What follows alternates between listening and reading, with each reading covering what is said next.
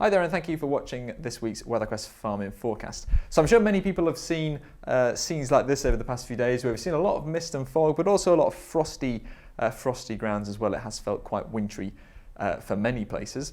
Before we take a look at the forecast over the next few days, just going to take a quick look back at the amount of rainfall we saw throughout the month of November. So this here is the November rainfall anomaly as estimated by the radar, and you can see a lot of places across England, Wales, eastern parts of Scotland actually saw below average rainfall throughout the month of November.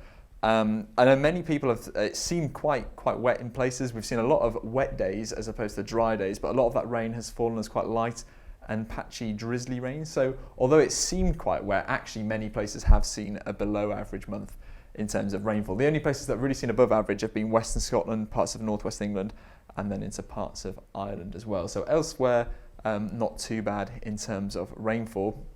In terms of how that fits into the longer sort of past 12 months to 3 years or so, this is for East Anglia. It's an accumulation of all the different months of their rainfall deficit. And a lot of people earlier on this season were concerned that we were going to see a repeat of last autumn where we saw 5 or 6 months of above average rainfall close to in a row, and it was a very wet period over the autumn and winter. Now we started the end of the summer and moving into the autumn with some above average months, particularly October, the month just gone, it was well above average across the region, but November has brought things back down to something closer to average in terms of the deficit, closer to zero. So it hasn't quite been as bad as feared, but still obviously we have had quite a few wet months as well. So looking ahead to the forecast, this is the jet stream over the next few days. The past couple of days we've been in this trough where we've had this area of low pressure just circulating around, bringing various areas of rain and showers, but that's going to clear away to the east. We get a slight ridge of high pressure building before then further quite active jet stream comes through. But we do stay on the cooler side of the jet stream for the rest of this week, so a few more chilly nights, but you can see towards the weekend this is going to move further north. We could see some quite mild air being drawn up across the UK into the early part and throughout much of next week, so turning milder next week after some quite chilly temperatures for the next few days. So this is today just gone. We've had this area of low pressure situated to the northeast of England, bringing rain, some outbreaks of snow across the hills as well. Basically through the rest of today and overnight into tomorrow, that's going to move eastwards. We see a little bit of patchy rain come through eastern England overnight into Wednesday, but then more generally another area of rain pushing through into southwestern areas by Wednesday morning. So a brief respite in the east after that rain clears. But then into Thursday, that rain continues to move eastwards. We get a slight brief spell of dryness as well, but then this broad area of low pressure becoming more dominant into Friday. And this is going to be a particularly tricky period to forecast until closer to the time, just due to the nature of how this area of low pressure develops as it moves over us. And you can see there's all sorts of areas of showery rain circulating around these lows. So fairly good confidence of this overall picture that it is going to be quite unsettled, but it's going to be quite tricky to pin down the specific timings and quantities of some of this rain and exactly where it tracks. So definitely worth keeping an eye on the forecast and staying up to date with all the latest developments. But I think basically after Friday we are going to see this begin to move away to the east. By the end of Saturday, see this slight ridge of high pressure coming in. So something slightly more settled for Saturday and into Sunday, but you can see there is this next fairly big area of low pressure out to the west, which is going to push through during Sunday and into the early part of next week, and that's what's going to bring this milder air up from the southwest as well. So a mixed bag over the next few days, but there should be some slightly dry conditions around towards the end of Saturday. So with all this uncertainty around, it's the best way of staying on top of the forecast is to speak to our forecasters directly. They're available every day from 6 a.m. till 6 p.m. on 09065 777675 at £1.55 a minute, and they'll be able to talk you through all the latest uncertainty in any of the forecasts, likely rain amounts and various other things in the forecast that you need to know, but they're the best way of staying on top of any changes in the forecast. So looking ahead to the next 10 days or so, this is an ensemble forecast of sea level pressure, taking Hertford as an example for a sort of central area. And you can see generally there's good agreement over the next few days of the overall changes in pressure. We see that dip Friday and into Saturday as that area of low pressure that I talked about with the uncertainty comes over us. Then we get that ridging Saturday into Sunday where we get a brief spell of higher pressure before that next low comes through into Monday, becoming more unsettled. So by that time there is a bit of uncertainty. You can see some models bringing a much deeper low in, where some models are actually keeping it that bit more higher pressure dominated with a slightly weaker low. But either way, there is a signal there for that dip into Monday. And then after that, although it's going to stay generally a bit changeable, we do see a slight pickup in pressure, and then things stay fairly stable through in the averages through until the end of this period. You can see though there are some outliers. Each of these black lines are individual model runs, and there are some deep lows coming through in a few of these models. So while the vast majority of models keep things slightly more settled, there is potential for seeing something a bit more unsettled from time to time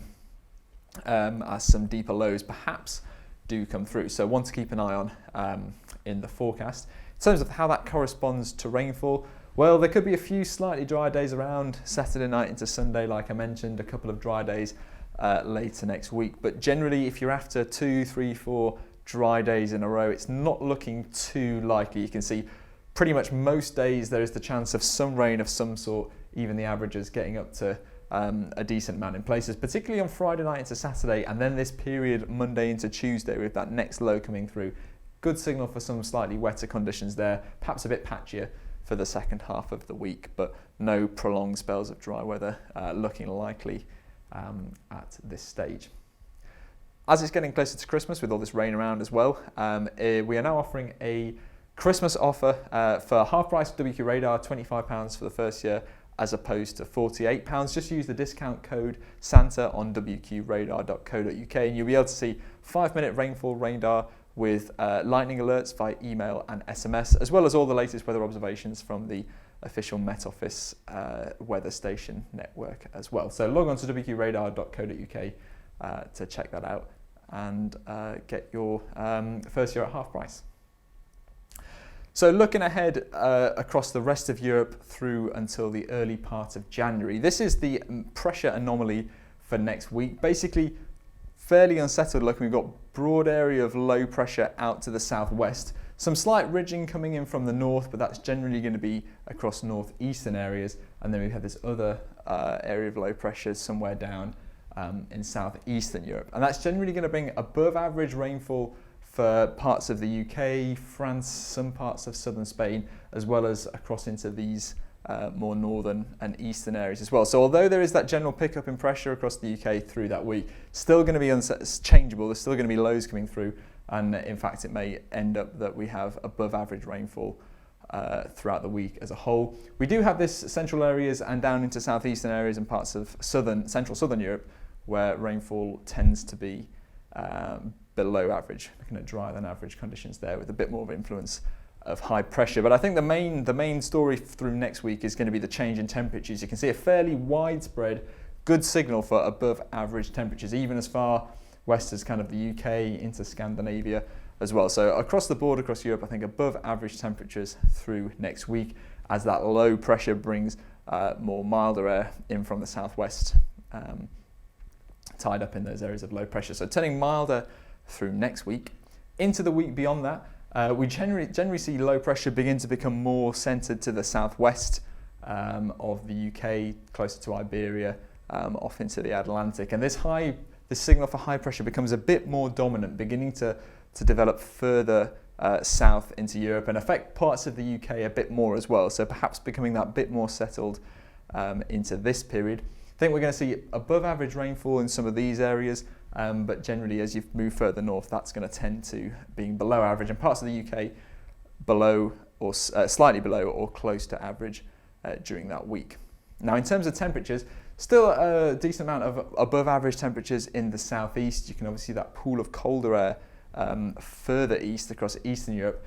And there's not a strong signal for parts of Iberia, Western France, the UK and parts of Scandinavia. And I'll come on to why that is in a couple of slides. But at the minute you can see there's quite a weak signal there. But like I say, I'll touch on that in a second. Moving ahead just into the fourth week, this becomes a bit more of a kind of east-west, north-south split, sorry. So we have above average pressure out to the north, still that signal for something below average across southern Europe. So we're going to see a little bit of an easterly perhaps begin to develop. In terms of temperatures, still warmer than average across much of Eastern Europe, but again there is this very weak signal across parts of the UK, France and Iberia. And the reason for this is because this period here around Christmas of milder average temperatures that are split across those 2 weeks, which is washing out that signal. So we're obviously in this cooler than average temperatures through this week, no strong signal for above average. Through next week, when we see that milder air come in, that's going to then stay above average through until possibly around the 21st, 22nd, something like that. And then there's this couple of days where just before Christmas, it might be just that little bit cooler. So below average perhaps for that couple of days before Christmas, and then a slightly warmer spell from Christmas through until New Year before turning slightly cooler again, perhaps just into the first part of January. So the reason there's a weak signal on those maps is that it's happening kind of between those two periods, so to speak. So in that week 3, we have cooler than average and then warmer than average. And then in the week 4, we have warmer than average and then cooler than average. And the net result is that both weeks for us look around average as those kind of are cancelled out. So it's a really tricky period in terms of all these warmer air coming in. But that's generally the idea, I think, between Christmas and New Year is slightly above average. And then either side of that, we could see something a little bit cooler. So Dan mentioned this last week, just an update on Christmas 2020. These are the percent chance of seeing temperatures above average by more than 2.5 degrees and below average, so by less than 2.5 degrees below average during the period from the 24th to the 26th of December. And as you can see, there's not a huge amount in it at the minute. Both of these scenarios are roughly a 20 to 25% average. Perhaps at this stage, the above average has it by a couple of percent, but I think it's all still to play for over the next few weeks. So thanks for watching this video. As ever, you can keep up to date with our day-to-day forecasts on social media. Thanks for watching.